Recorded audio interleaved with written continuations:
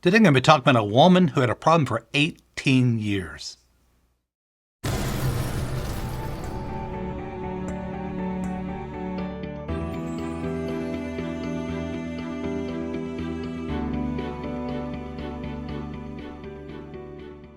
Today I'm talking about a woman who had a problem for 18 years. You know, in Luke chapter 13, starting verse 10, it's a woman who had a spirit of infirmity for 18 years. In verse 10 it says that Jesus, as he was teaching in one of the synagogues on the Sabbath, it says, and behold, there was a woman which had a spirit of infirmity 18 years, and was bowed together, and could no wise lift up herself. When Jesus saw her, he called her to himself and said, Woman, thou art loosed from thy infirmity. And he laid his hands on her, and immediately she was made straight and glorified God. And verse 14 says, And the ruler of the synagogue answered with indignation, because that Jesus had healed on the Sabbath day, and said to the people, Look, there are 6 days in which a man ought to work. In them therefore come and be healed, not on the Sabbath. But the Lord in verse 15 said this, he answered him, said, Thou hypocrite, does not each one of you on the Sabbath loose his ox, his ass from the stall, and lead him away to watering? And ought not this woman, being a daughter of Abraham, whom Satan had bound low these 18 years, be loosed from this bond on the Sabbath day?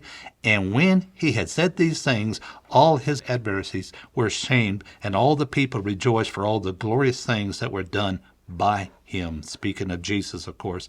You know, there are several things we see here. One of the things that Jesus did in the scriptures we find in verse 12 is this. In the area of prayer concerning this woman, you see it was a demonic bondage. And one of the things we see is Jesus loosing this woman. You know, in Matthew's Gospel, chapter 16, verse 19, it says, And I will give you the keys of the kingdom of heaven, and whatever you bind on earth will be bound in heaven. Whatever you loose on earth will be loosed in heaven. And when you loose someone, when you look at this word from the original language, we find an unbinding of a person, to free a person, to set them liberty. In other words, it's a putting off. In other words, loosing him and setting the prisoner free, whereas binding is just the opposite. And that's what you do with a demonic criminal. Of course, you bind them at times, but in this situation, it's a loosing. You know, in prayer, when we loose someone, that's an authority, that's a command. And if you understand exactly what you're doing in the area of prayer when you loose someone from a bondage that's demonic, then, man, they are being spiritually set free, and then you can turn around and minister to the person, as it says in verse 13, because Jesus said after he spoke with authority, after he loosed this one from the spirit, then it says he laid his hands on her, and immediately she was made straight and glorified God. In other words, you deal with the spirit that caused the problem when there is a spirit involved in the situation, and then you turn around and now you're releasing the life of Christ, the very virtue and power of God, right into their very body. And as you're releasing his life, then the woman was made straight. And boy, they were glorifying God, because for her, it's like freedom is good. And Jesus, he put his hand upon her at that moment. In other words, we do the same thing when we're ministering to people that are bound up by spirit.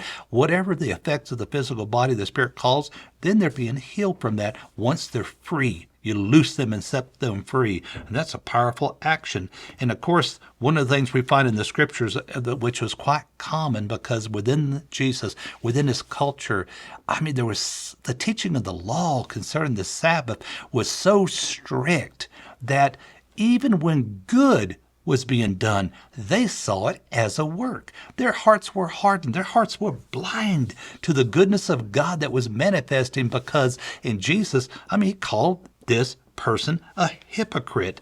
I mean, when you look at what a hypocrite is, it says it's a person that's having moral standard or beliefs which one behavior, which he doesn't, the behavior doesn't conform. In other words, he's got a standard he doesn't even believe himself. He is a hypocrite. And so the person was blind. His heart so followed the law to the point that, man, here's the goodness of God manifesting.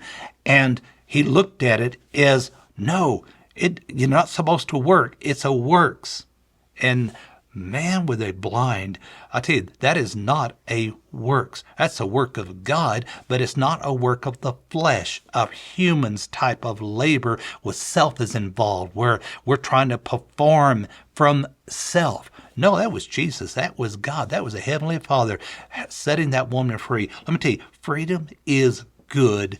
And the devil will work through anyone to try to keep a person in bondage if he's got access through them. I tell you that the law, Jesus called him a hypocrite, and man, he made it so clear to the people that the response from the people was this: man, they were ashamed. Those that realized how evil their heart was, suddenly they realized that, and they were ashamed of that. I tell you, there are some people there that the change that came on the inside was good, but see, a hypocrite will turn right around and want to punish a person for doing something they still believe, they hold fast that they're right, and they're just not, there's not a heart of humility.